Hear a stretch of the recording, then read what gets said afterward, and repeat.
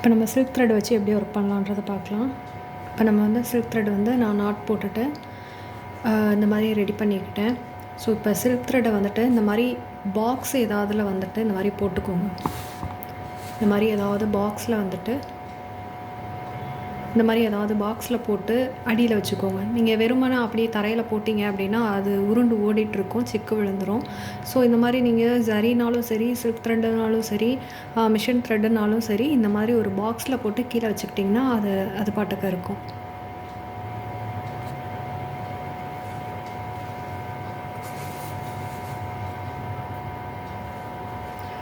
So இப்போ இது வந்து நம்ம சில்க் த்ரெட்டில் வந்துட்டு ரொம்ப பொறுமையாக தான் நம்ம ஒர்க் பண்ணணும். நீங்கள் ஜரியில் என்னெல்லாம் ஒர்க் பண்ணிங்களோ, என்னெல்லாம் வந்து ப்ராக்டிஸ் பண்ணிங்களோ எல்லாமே வந்து சில்க் த்ரெட் வச்சும் நீங்கள் ப்ராக்டிஸ் பண்ணணும். எல்லாமே டபுள் ஸ்டிச்சு, எண்டு நாட்டு, டைரெக்ஷனு அண்டு ஷேப்ஸு, இது எல்லாமே வந்துட்டு நீங்கள் சில்க் த்ரெட்லேயும் வந்துட்டு ப்ராக்டிஸ் பண்ணணும். ஏன்னா ஜரிக்கும் சில்க் த்ரெட்டுக்கும் ரொம்பவே டிஃப்ரென்ஸு. ஜரி வந்து நல்லா திக்காக இருக்கும், உங்களுக்கு சீக்கிரம் அந்து போகாது. பட் ஆனால் சில்க் த்ரெட் வந்து அப்படி கிடையாது. அதில் உங்களுக்கு ப்ராக்டிஸ் தேவை. அதுவும் இல்லாமல் நம்ம 2 த்ரெட்டை வந்துட்டு நம்ம இப்போது நீடில் போட்டு எடுத்து நம்ம ஒர்க் பண்ணணும். ஸோ அதுவும் ரொம்ப கஷ்டம். இந்த லூப்பில் இந்த 2 த்ரெட்டையும் கொண்டு வந்து நம்ம ஸ்டிச் பண்ணி எடுத்துகிட்டு போகிறதுக்கு வந்து நிறைய ப்ராக்டிஸ் வேணும். ஸோ நீங்கள் சரியில் என்னெல்லாம் ஒர்க் பண்ணிங்களோ அது எல்லாத்தையும் நீங்கள் இதில் ஒர்க் பண்ணணும். இப்போ நான் துளிப் நீடிலில் போடுறேன். உங்களுக்கு துளிப் நீடிலில் வந்துட்டு உங்களுக்கு ஸ்டிச்சஸ் வரலைன்னா நீங்கள் அயன் நீடில் யூஸ் பண்ணலாம். எதில் உங்களுக்கு வருதோ அதில் யூஸ் பண்ணுங்கள். ஸோ எப்பயும் போல் இப்போ நம்ம வந்து கீழே வந்து நான் நாட் போட்டு ஆரம்பிச்சிருக்கேன். அதனால் இங்கே சேஃப்டிக்கு நான் வந்து நம்ம எப்பயும் போடுற இந்த ப்ரொஃபஷ்னல் இந்த எண்டு நாட்டை வந்துட்டு நம்ம இங்கே போட்டுக்கணும்.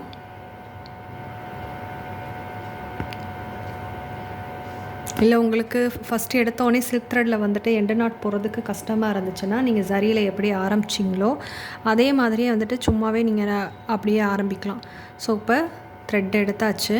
த்ரெட்டை எடுத்துட்டு சேம் அதே தான், ஆனால் நீங்கள் 2 த்ரெட்டையும் லூப்புக்குள்ளே கொண்டு வரணும்.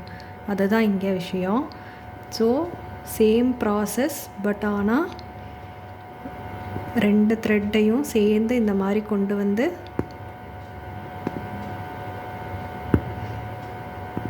ஒர்க் பண்ணுங்கள்.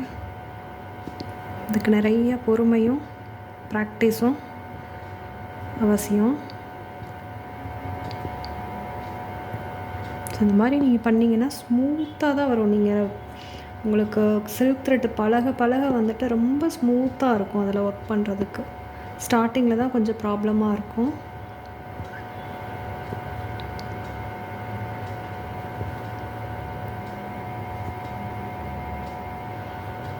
ஸோ இதே மாதிரி ஸ்டிச்சஸ் வந்து நீங்கள் போட்டு பழகணும்.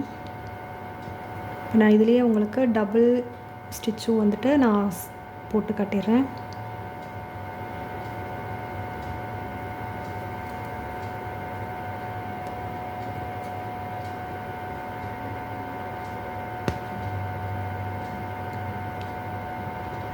ஒரு சில டைம் வந்துட்டு ஒரு நூல் வரும், ஒரு நூல் வராமல் போயிடும். ஸோ அதெல்லாம் நீங்கள் ப்ராக்டிஸ் பண்ணி கீழே வந்துட்டு த்ரெட்டை வந்து ரொம்ப ஃபோர்ஸ் பண்ணி இழுக்காதீங்க. இந்த மாதிரி ஃபோர்ஸ் பண்ணி இழுக்காமல் இருந்தாலே உங்களுக்கு வந்து த்ரெட்டு அந்து போகாது. அப்படி ஸ்மூத்தாகவே வந்துட்டு நீங்கள் மேலே த்ரெட்டை இழுக்கிறப்போ கீழே வந்து த்ரெட்டை வந்து கொஞ்சம் லூஸாகவே விடுங்க. ரொம்ப அதை ஃபோர்ஸ் பண்ணி இழுத்திங்கன்னா நீங்கள் மேலே இதை இழுக்கிறப்பவே வந்துட்டு த்ரெட் வந்துடும்.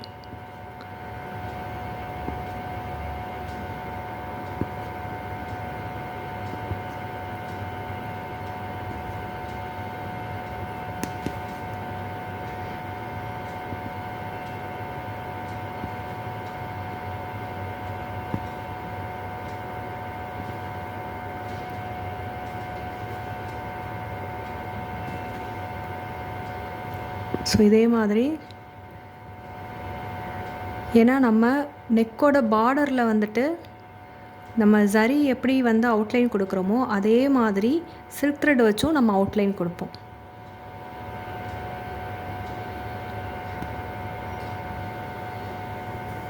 ஸோ இதே மாதிரி வந்து டபுள் ஸ்டிச் வந்துட்டு நீங்கள் ட்ரை பண்ணணும். இதே மாதிரி நிறையா ஸ்டிச்சு போட்டு நீங்கள் ப்ராக்டிஸ் பண்ணுங்கள். சில்க் த்ரெட்டை ரொம்ப ஈஸியாக வந்துடும்.